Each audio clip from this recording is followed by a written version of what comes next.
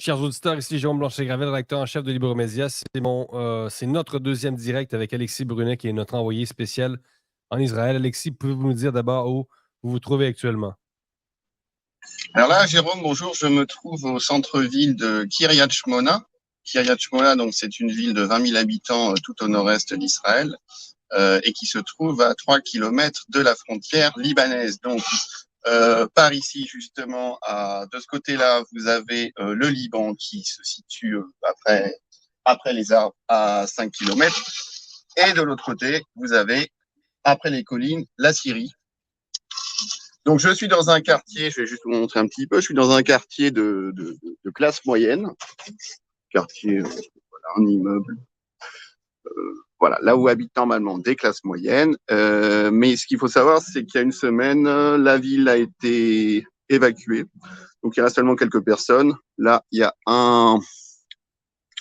voilà, il y a quelqu'un qui a mis sa musique, mais sinon, l'immeuble est vide et donc la ville ressemble à une ville fantôme. Une ville fantôme, donc les habitants ont été évacués suite à l'attaque du 7 octobre. Et donc, comme c'est proche du Liban, est-ce qu'on peut s'attendre à quoi, une incursion prochaine, des tirs de roquettes du Hezbollah, ou c'est pas encore une éventualité évoquée dans les parages? Non, si, c'est ça, Jérôme. Donc, les médias sont plus concentrés, même en Israël, surtout maintenant l'intervention terrestre dans la bande de Gaza. Donc, ils parlent, mais tous les jours, en fait, à la frontière du Liban, il y a des tentatives d'intrusion du Hezbollah, donc qui lance des missiles de façon quasi quotidienne, d'après ce qu'ont dit les habitants. D'ailleurs, au passage, tout à l'heure, donc dans le centre-ville, ils ont maintenant mis des abris de fortune, en fait, qui n'étaient pas là, m'a-t-on dit, il y a 2 semaines, qui viennent d'arriver. Encore ce matin, par exemple, donc encore plus près du Liban, c'est-à-dire à 3 kilomètres d'ici et donc à 2 kilomètres du Liban, il y a une tentative d'intrusion de terroristes du Hezbollah dans dans un kibbutz qui s'appelle Misgaz-Am. Donc, les 2 combattants terroristes, vous l'appelez comme vous voulez, du Hezbollah ont tiré sur des civils. Donc, c'est pour ça que ce sont des terroristes aussi. Ils ont tiré sur des civils. Heureusement, ils n'ont pas fait de blessés. On a entendu tout à l'heure, ça c'était plutôt du côté israélien, des détonations de bombes, parce ce qu'il faut savoir, c'est qu'effectivement, donc Israël mène des objectifs militaires régulièrement sur des cibles sur du matériel du Hezbollah. Donc ça, on a pu entendre ça tout à l'heure. Voilà. Alors, dans la rue, il y a quelques personnes. Donc ça, ce sera l'objet d'un reportage écrit, donc qui ont choisi de rester. Il y a encore des gens. Ils ne sont pas tenus. Ils ne sont pas tenus par l'armée, par les autorités israéliennes de quitter l'endroit où ils se trouvent. Ils ont encore le droit d'être. Ah non, ils sont pas obligés. Ah bien sûr, de toute façon, personne ne les oblige. Donc s'ils veulent rester, ils peuvent rester. Mais ils sont pas. Il y a pas. Non, les gens n'ont pas été forcés de partir. Les gens d'ailleurs sont partis en général d'ailleurs leurs propres moyens. En revanche, les hôtels ont été mis à la disposition des gens fuyant, enfin, devant évacuer cette ville, par exemple. Les hôtels ont été mis à disposition par le gouvernement israélien gratuitement. Ça fait depuis 2 semaines. D'accord. Ce qu'il faut savoir aussi, c'est qu'il y a des gens qui ont décidé de partir avant que le gouvernement leur recommande fortement de partir, qui sont partis d'eux-mêmes, et à ce moment-là, ils n'ont pas été logés dans des hôtels gratuitement. Par exemple, il y a une dame qui m'a raconté qu'elle, ça fait 3 semaines qu'elle est partie d'ici juste après le massacre des 7 et 8 octobre. Donc, elle est partie et elle a logé pendant une semaine chez des Druzes d'ailleurs. Donc, les Druzes, c'est encore une population, voilà, c'est intéressant, pas très loin d'ici. Voilà. Mais c'était aux frais de l'hôtel. Donc, dans la rue, on voit quelques personnes qui ont décidé de rester. Et actuellement, il y a pas grand monde et il y a des militaires. Voilà. Donc, j'ai parlé un petit peu avec eux. Donc, ils agissent surtout là-bas, près de la frontière avec le Liban, là où il y a des tensions avec le Hezbollah. Ici, jusqu'à présent, ça va. Mais on ne sait jamais trop ce qui peut arriver. On est quand même dans une ambiance très le temps est moite, on est quand même on sent qu'il y a quelque chose dans l'air. D'ailleurs, il y a eu un précédent, donc il y a une espèce aussi de traumatisme parce que bon, ici, ils sont habitués il y a régulièrement des guerres avec le Liban. Et on m'a raconté l'histoire d'un massacre que des terroristes sont venus dans la ville et ont tué 18 personnes. Donc ça fait très longtemps, en fait, c'est une très vieille histoire, comme ils sont très proches du Liban. Il y a une quelle espèce année? c'était c'était en 2006. C'était en 2006 pendant la dernière guerre du Liban. Libanais. Oui, c'est ça. Ouais. Donc, c'est votre 4e jour sur le terrain en Israël.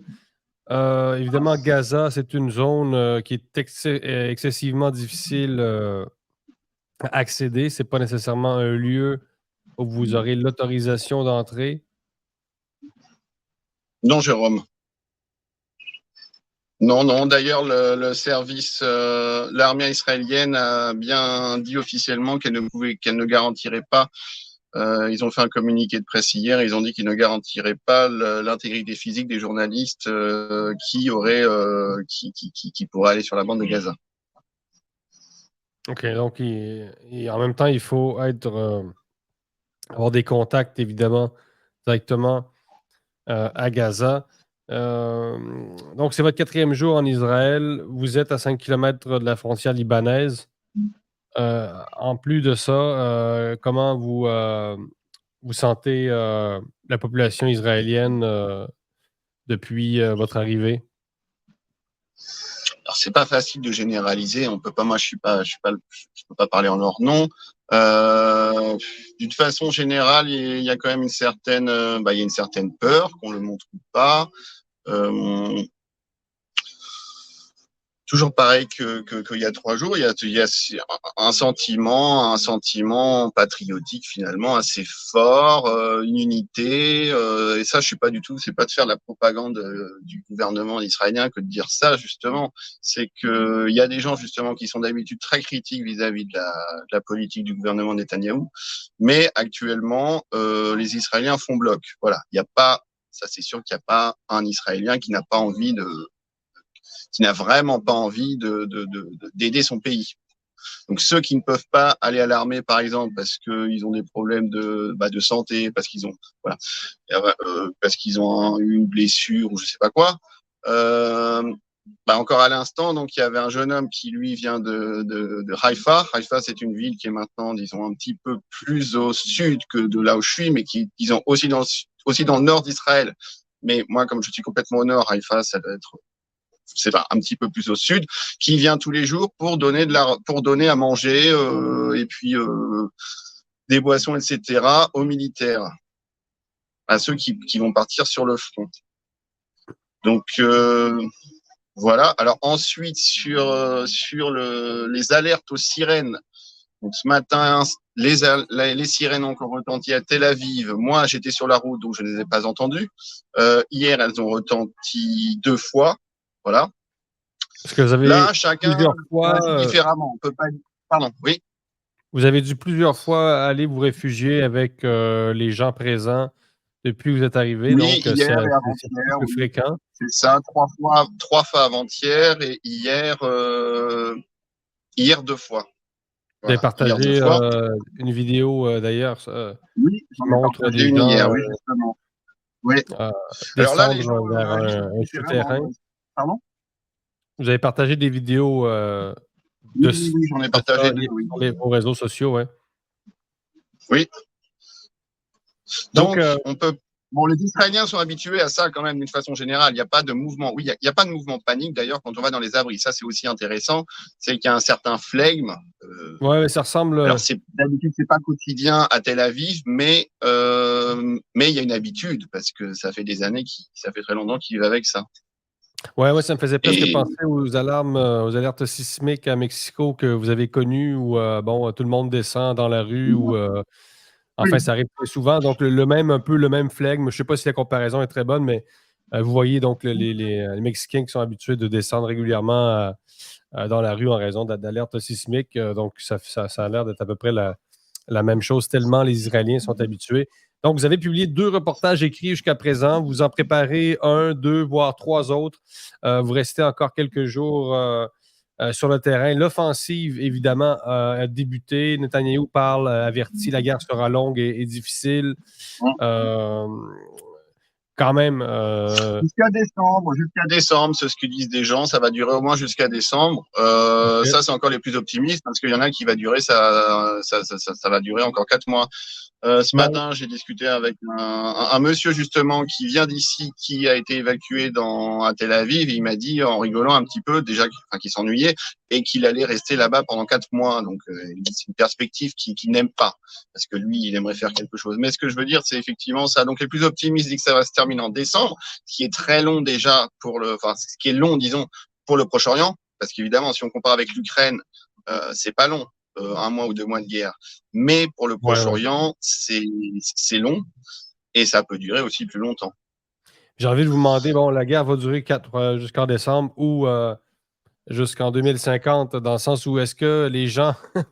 c'est un conflit, on sait qu'il y a des racines millénaires. On sait que, bon, depuis 1948-47, il y a des heurts assez fréquents entre les deux parties. Est-ce que les gens en Israël croient véritablement, Alexis Brunet, à une solution où finalement on est résolu à accepter le caractère un peu insoluble du conflit israélo-palestinien? Une grande question, là. Il y a surtout un sentiment partagé, commun. Ils ont l'impression, ça on peut généraliser, à tort ou à raison, qui sont haïs par les pays qui sont à côté. Donc là, il y a le Liban, le Hezbollah, son objectif, c'est clairement la destruction d'Israël. Le Hamas, son objectif, c'est la destruction d'Israël. Il y a la paix, mais il y a une paix quand même assez froide avec l'Égypte et aussi une paix quand même assez froide avec la Jordanie. C'est pas une paix de gaieté de cœur, c'est juste une paix réaliste. Il y a l'Iran aussi qui souhaite la destruction d'Israël. Donc, il y a une espèce de... Oui, il y a une espèce de résignation. À tort ou à raison, ils considèrent que, de toute façon, comme les autres... On que la guerre est finalement une des seules avenues ou la seule avenue pour maintenir finalement leur existence en tant qu'État dans une région pour le moins hostile. Ça, c'est le sentiment qui est le sentiment commun. Oui, c'est ça. C'est l'impression en tout cas qu'ils ont. Ils ont l'impression que ils ont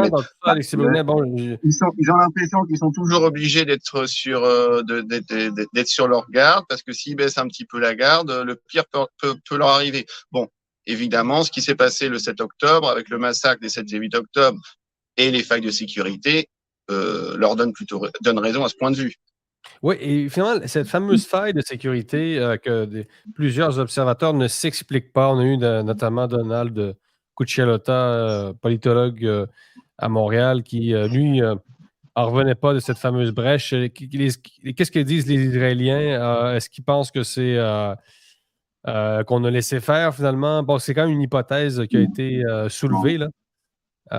C'est une hypothèse qui a été soulevée qu'il y aurait eu une négligence volontaire. Est-ce que c'est vrai ou c'est pas vrai? En tout cas, j'ai jamais entendu ça ici. Personne n'a parlé de ça ici. En revanche, il y a une négligence, oui. Ça, et les gens, justement, ce qui se passe, c'est que les gens ont justement perdu un petit peu confiance dans l'armée. L'armée aussi, elle culpabilise un petit peu. Il y a des gens qui culpabilisent dans l'armée parce qu'ils se sont dit, effectivement, parce qu'il y a une faille de sécurité quelque part. Alors, le Premier ministre Netanyahou, avant-hier, a dit lui-même lors d'une conférence de presse qu'il y avait des responsabilités, des responsabilités à tous les niveaux, dont la sienne. Et que quand le temps sera venu, il faudra aussi que lui-même rende des comptes. Ok, intéressant. Et pour l'instant, les gens font quand même bloc derrière Netanyahou. Alors pourtant, il y a régulièrement des manifestations, il y a eu des choses contre le pouvoir d'achat, contre un mouvement, contre ce qu'il appelle la réforme. Voilà, il y a des manifestations, il y a des désaccords, mais c'est ce qu'ils disent encore une fois, c'est pas moi qui le dis, les Israéliens, quand ils sont vraiment en difficulté, savent rester soudés. Ça, plusieurs personnes me l'ont dit. Et c'est ce qui ressort aussi de l'ambiance générale. Et l'Occident, Alexis Brunet, comment est-il perçu? Est-ce que les Israéliens que vous avez rencontrés considèrent que les pays occidentaux sont encore des alliés fiables ou que ce sont des alliés faibles qui sont susceptibles de lâcher Israël à tout moment? Parce qu'on sait Bah, que les vous avez États-Unis, vu, les nations occidentales sont divisées, notamment avec l'immigration oui, musulmane. On sait que la question divise. Elle divise le Parti libéral du Canada, elle divise des partis, le Parti démocrate aux États-Unis. Bref, comment l'Occident est-il perçu dans tout ça? bah, ça dépend justement. La France est perçue comme étant plutôt pro-palestinienne d'une façon générale. Les États-Unis sont de toute façon un soutien inconditionnel, en tout cas assez fort d'Israël encore maintenant, comme le montre le président Biden.